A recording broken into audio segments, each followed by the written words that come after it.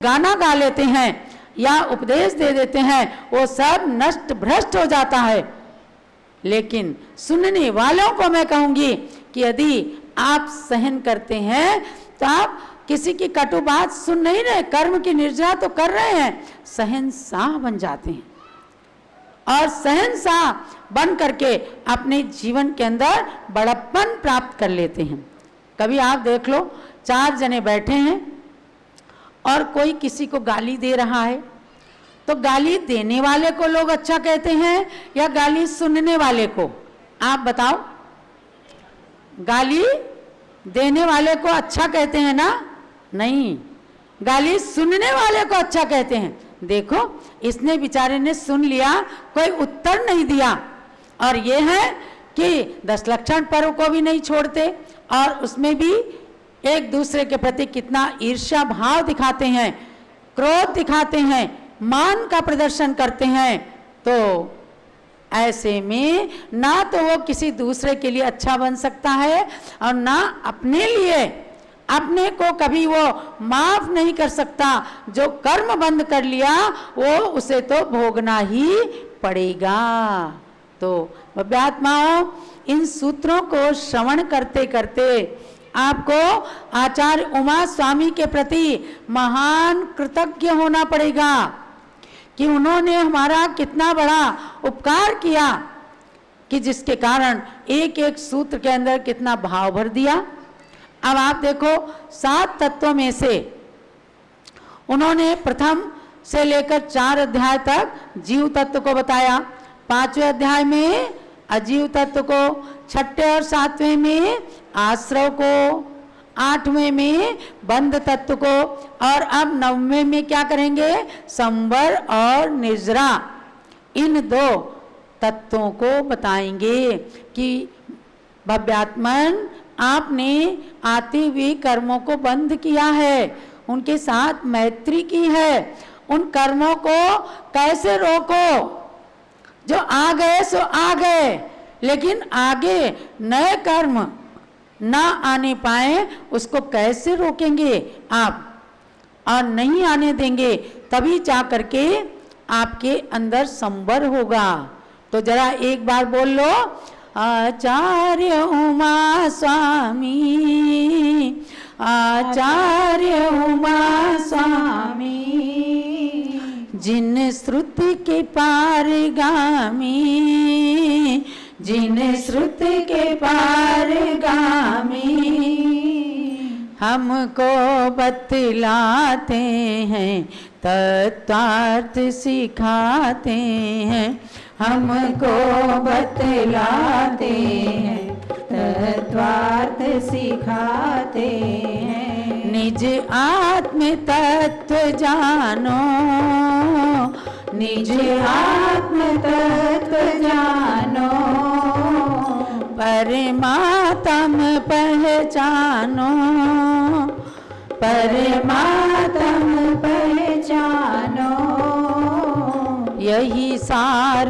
सिखाते हैं, जग को समझाते हैं, यही सार सिखाते हैं, जग को समझाते हैं। हम तुम रहते हैं कहाँ, हम तुम रहते हैं कहाँ, है स्वर्ग नरक भी कहाँ, है स्वर्ग नरक भी कहाँ, यही बात बताते हैं, जग को समझाते हैं, यही बात बताते हैं, जग को समझाते हैं। चलो उमा स्वामी आचार्य मुनि महाराज की, तत्वार्थ सूत्र ग्रंथ राज की, परम पूज्य गणिनी प्रमुख श्री ज्ञानमती माता जी की जय। पूज्य माता जी भी पधार चुकी हैं। तो संवर और निर्जरा की बात है, आते हुए कर्मों को रोकना, आश्रव निरोधा संवरहा, आते हुए कर्मों को रोकना ये संवर है। वो कैसे होगा? आप कम बोलें, मौन रखें, धर्म का पालन करें, अनुप्रेक्षाओं का चिंतन करें, परिसहों को जीतें, चारित्र का पालन करें और अपने जीवन के अंदर जीव से नहीं जिंदगी से जिएं और धर्म का वास्तविक पालन करें तो संबर हो जाएगा। माने आते हुए कर्म रुक जाएंगे। वो देखेंगे अब तो रास्ता ही बंद है, मैं कहाँ से जाऊं? जब ये बिल्कुल मौन है ये व्यक्ति, तो मैं कहाँ से जाऊं इसको कर्म बंद करने के लिए? गाली गलौज का यहाँ पर कहाँ रास्ता खुला है? तो आते हुए कर्म रुक जाते हैं। तपसा निर्जराचा, तपस्या करने से निर्जरा और संवर दोनों होते हैं। आपने तपस्या की तो आते हुए कर्म भी रुके और पुराने कर्मों की निर्जरा माने वो झड़ गए। तो तपस्या कभी भी बेकार नहीं होती।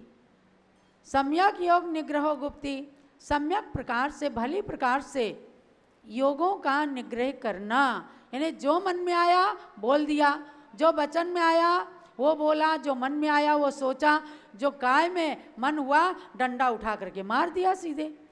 तो ऐसा नहीं, उसको रोको, मन को रोको।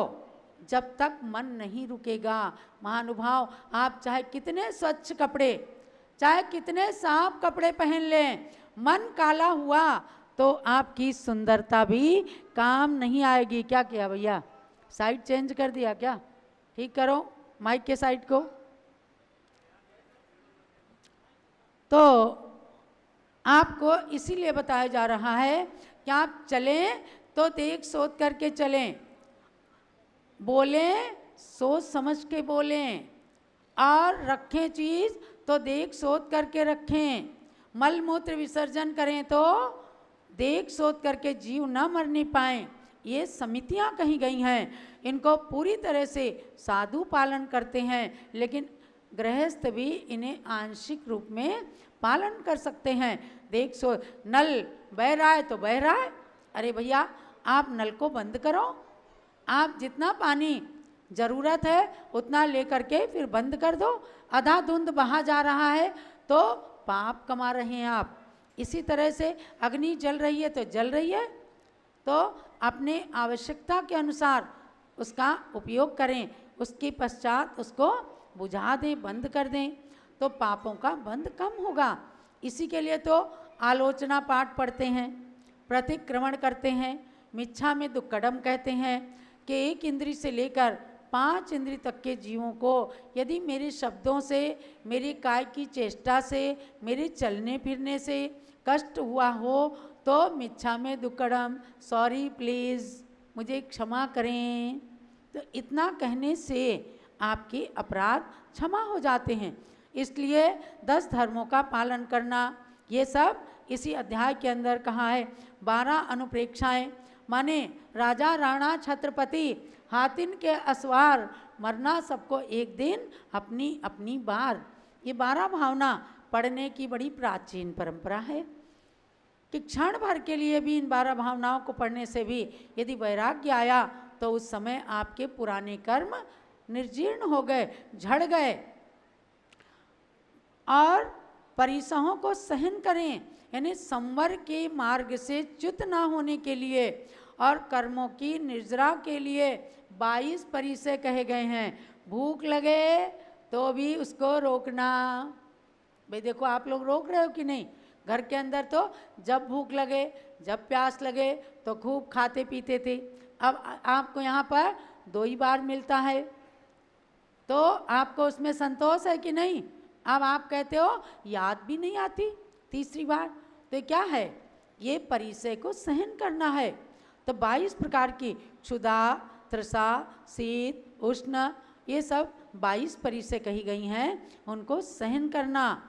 और आगे इसमें मुनियों के लिए बताया कि आप किस प्रकार से परिसहों को सहन करते हुए और अपने कर्मों का संवर करें और निर्जरा भी करें। उनके लिए 5 प्रकार का चारित्र बताया। सामायिक छेदोपस्थापना, परिहार विशुद्धि, सूक्ष्म संप्राय और यथाख्यात चारित्र। निर्जरा तत्व के अंदर बाह्य तप और अंतरंग तप का वर्णन किया। बाह्य तपों में अनशन, अमोदर, वृत्ति परिसंख्यान, रस परित्याग, विविक्त शय्यासन, काय क्लेश, ये बाह्य तप हैं। कितनी कितनी देर तक आप बैठे रहते हैं, कमर दुखने लगती है, पैर दुखने लगते हैं, ये क्या है? काय क्लेश नाम की तपस्या है। और अनशन करते हैं, भूख से कम खाते हैं, रस का त्याग करते हैं, ये सब बाह्य तप, दिखने वाले तप हैं।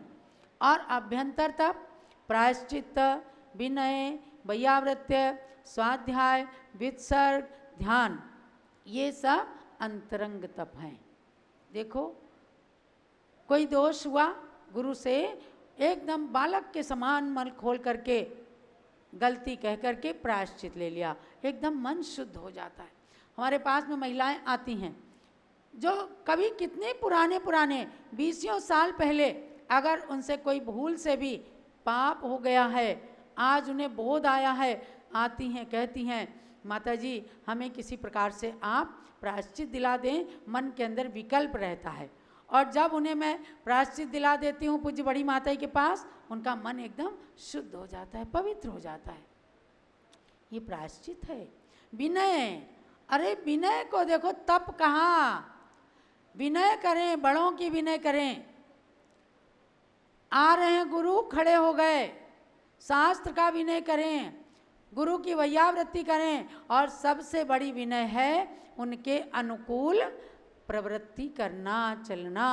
देखो चंद्रगुप्त थे, अंतिम सम्राट चंद्रगुप्त मौर्य, जिन्होंने जैन धर्म के अनुसार अपने गुरु भद्रबाहु श्रुत केवली की खूब वैयावृत्ति की।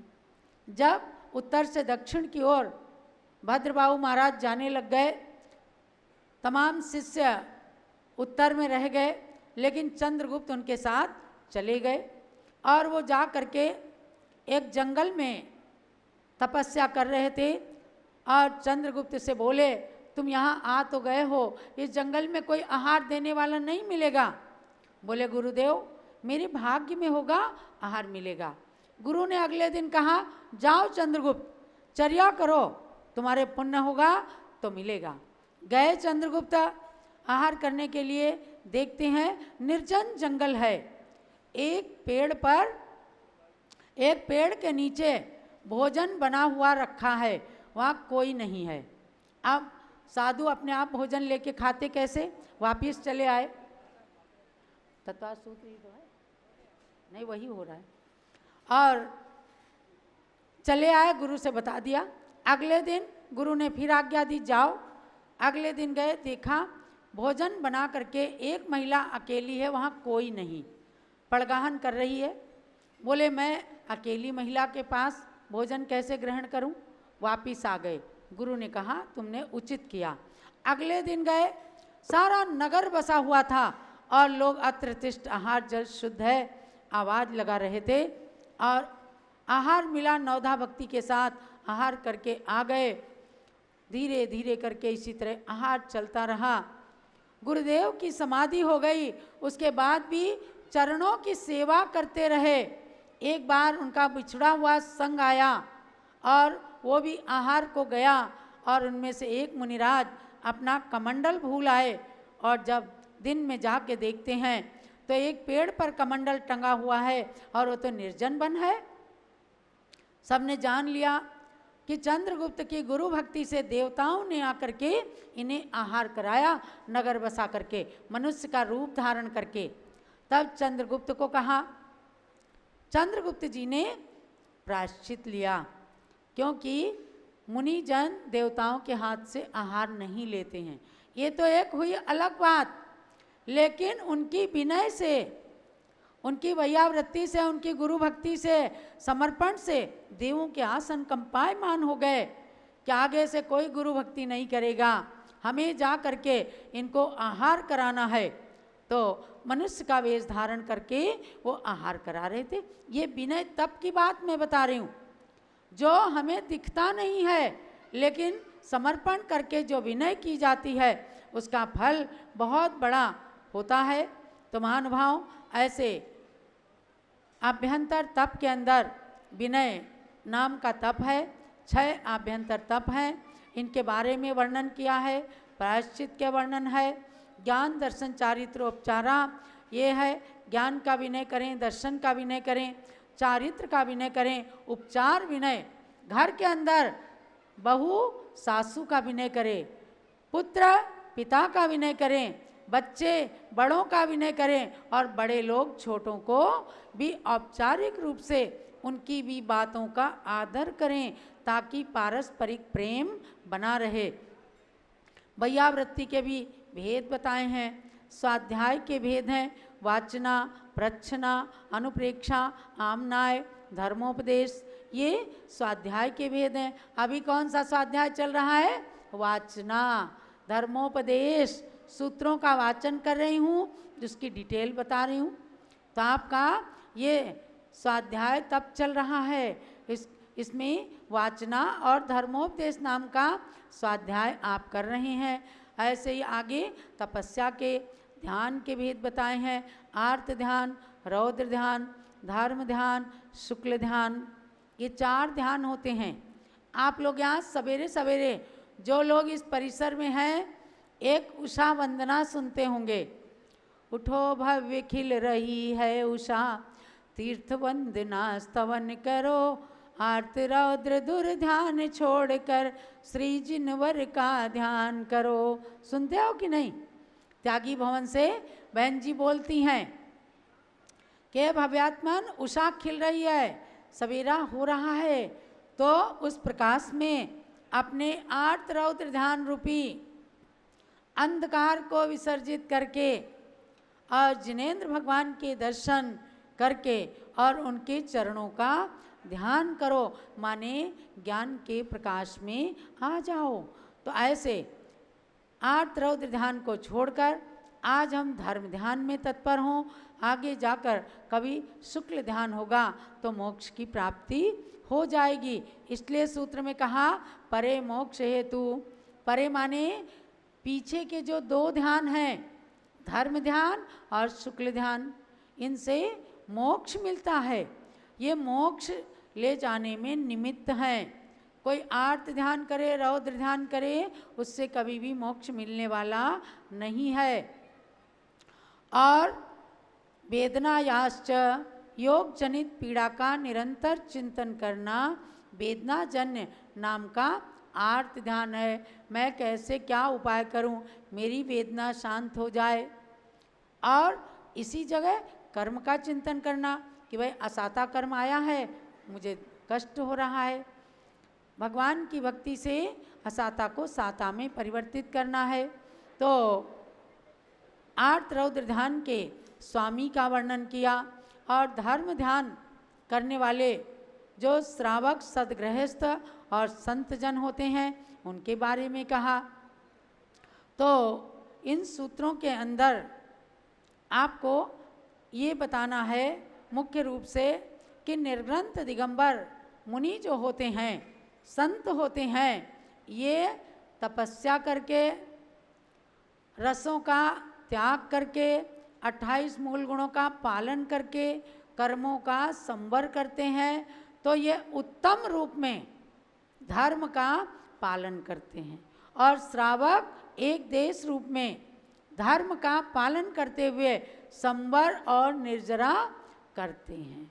निर्जरा तो पुराने कर्म जिन्होंने पक करके और अपना फल देना ही देना है, जैसे वृक्ष के सूखे पत्ते झड़ जाते हैं, ऐसे ही कर्मों की, पुराने कर्मों की निर्जरा हो जाती है। और एक ये है कि तपस्या करके समय से पहले हमने कर्मों को झड़ा दिया, तो ये कहा गया है। उसके साथ में पात्र की अपेक्षा कहा गया कि कर्म के संवर और निर्जरा में अंतर पड़ता है।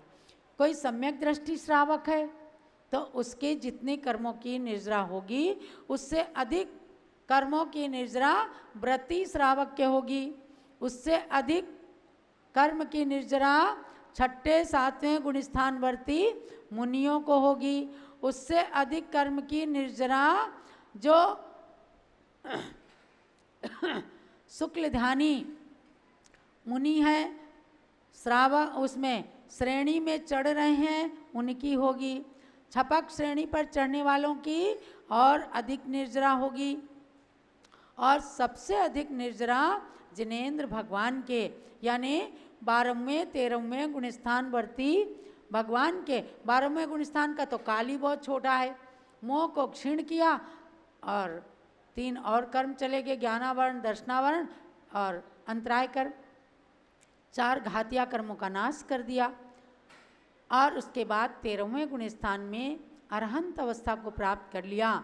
फिर अपनी आयु तक वे अरहंत अवस्था में रहते हैं, तो प्रति समय उनकी असंख्यात गुणी कर्मों की निर्जरा होती रहती है, और एक दिन ऐसा आता है कि संपूर्ण कर्मों की निर्जरा हो जाती है। इस प्रकार से 9वीं अध्याय परिपूर्ण की है। 10वीं अध्याय का भी सार बता दें क्या? 10वीं अध्याय का भी सार बता दें क्या? अच्छा, चलिए 9वीं अध्याय के माध्यम से समौर और निर्जरा का प्रकरण सुना है।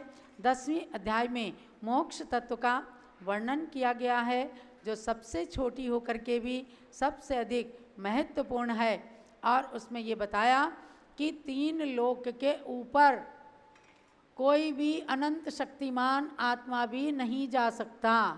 3 लोक के अंदर ही जो अंतिम तनुवात्वलय है, वहाँ तक उनके सिद्धों के मस्तक रहते हैं। तो 3 लोक के अंदर अंदर सिद्ध भगवान विराजमान रहते हैं।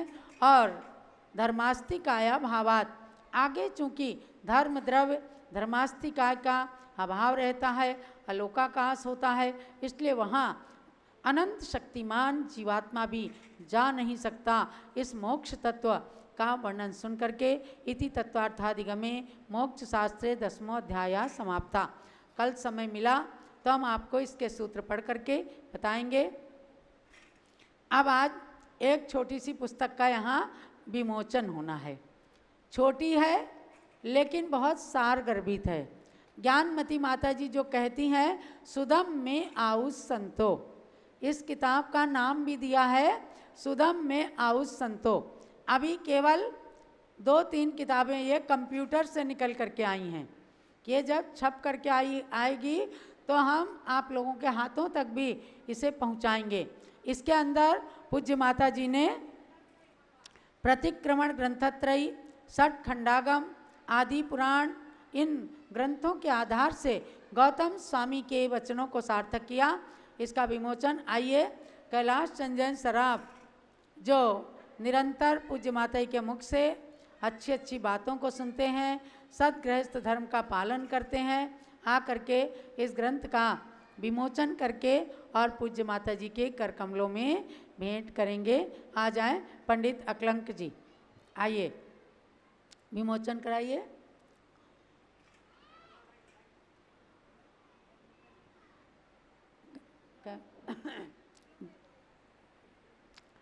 सुदम में आउस संतो, जो गौतम गणधर स्वामी ने सभी भव्य प्राणियों को संबोधित करते हुए कहा, हे आयुष्मंतों, आयुष्मान भव्यात्माओं, मैंने जो कुछ महावीर भगवान से सुना है मैं उसे ही आपको सुनाता हूँ। ये सब पूज्य माता जी को बहुत अच्छा लगता है ये शब्द, और उसको संकलन करके इन्होंने सुदम में आउस संतो तैयार किया है। जवलो जिनवाणी माता की, सुदम में आउस संतो ग्रंथ की, गौतम गणधर भगवान की, पूज्य ज्ञानमती माता जी की, गौतम गणधर वाणी को प्रचारित करने वाली ज्ञानमती माता जी की। गौतम गणधर वाणी है, इसे कौन प्रचारित करता था? सब साधु पढ़ते थे, चैत्य भक्ति और प्रतिक्रमण के दंडक सूत्र, लेकिन कभी किसी ने नहीं कहा कि गौतम गणधर की चतुर्थकालीन वाणी है। अनेक वर्षों से ज्ञानमती माता जी ने खूब खोज मंथन करके निकाला कि बाकी सारी वाणी पंचम काल की है, गौतम गणधर की वाणी चौथे काल की है। आप गौरव से कह सकते हो कि आज भी चतुर्थ काल की वाणी हमारे सामने मौजूद है। गौतम गणधर की वाणी हमारे सामने मौजूद है। आज से 2550 साल पहले तक गौतम गणधर स्वामी ने जो कुछ सुना, जो कुछ बताया, वो सब इसके अंदर निबद्ध है। सुदम में आउस संतो करके। अब ये जिनवाणी का विमोचन हुआ। अब हम चलते हैं गुरु भक्ति की ओर। अर्घ चढ़ा करके आचार्य देव के चरणों में पूज्य माता जी की पूजन करेंगे। प्रथमाचार्य शांति सागर के पद में अर्घ्य समर्पण है। वीर सिंधु अरुणेमि सिंधु आचार्य के पद का अर्चन है। परम तपस्वी तीनों गुरु शिव पद साधक कहलाते हैं। इन पद में चंदनामती हम अर्घ्य कथाल सजाते हैं। ओम ह्रीं प्रथमाचार्य श्री शांति सागर, श्री वीर सागर, श्री नेमि सागराचार्य त्रय मुनीन्द्रेभ्यो अनर्घ्यपद प्राप्ते अर्घ्यम निर्वपामिति स्वाहा। जय बोलिए भारत गौरव दिव्य शक्ति गणनी प्रमुख श्री ज्ञानमती माता जी की जय। पूज्य माता जी की पूजन प्रारंभ करते हैं। पूजन करो जी श्री गणनी ज्ञानमती माता जी की पूजन करो जी। जिनकी पूजन करने से अज्ञान तिमिर नश जाता है। जिनकी दिव्य देशना से शुभ ज्ञान हृदय बस जाता है। उनके श्री चरणों में आवानन स्थापन करते हैं।